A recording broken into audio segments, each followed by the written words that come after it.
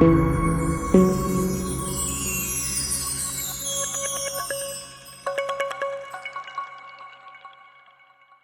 y a définitivement quelque chose de bizarre entre le Japon et l'Afrique, et quand je dis c'est bizarre, alors c'est vraiment bizarre.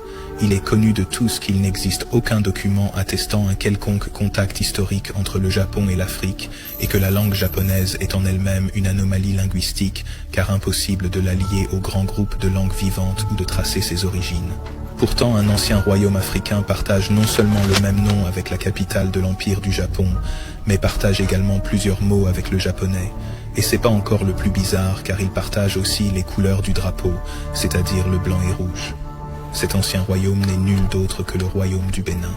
Edo est le nom historiquement partagé entre le royaume du Bénin et le Japon.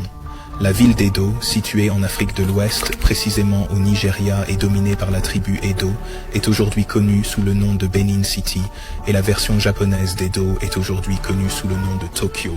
On peut aussi noter le mot shogun qui semble provenir d'Ogun, le dieu de la guerre chez les Edo d'Afrique, pendant qu'il signifie chef de guerre au Japon ou grand général, selon la hiérarchisation occidentale.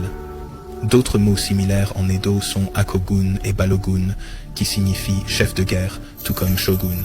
Et les Edo d'Afrique appellent la lune Uki. Les Japonais disent Tsuki et Uki, et Tsuki signifie également beauté dans les deux langues. Il y a aussi par exemple la manière particulière de saluer les anciens en Edo au Nigeria, où l'on utilise un mot comme domor.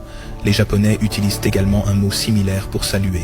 Ils le doublent tout simplement, ce qui donne domo domo. Ainsi, pendant plusieurs siècles, deux royaumes distants de la moitié du monde ont partagé le même nom pour leur capitale. Bien qu'il n'existe aucun document historique attestant d'un quelconque contact entre les Africains et les Japonais, il est tout à fait possible qu'ils soient arrivés au Japon dans les temps anciens et qu'ils aient influencé d'une certaine manière la civilisation japonaise. Je termine avec cette liste de mots Igbo et Yoruba assez similaires à certains mots japonais. En tout, dites-moi ce que vous pensez de ce sujet. Pensez-vous qu'il est possible qu'il y ait eu une sorte de contact précolonial entre les Japonais et les Africains?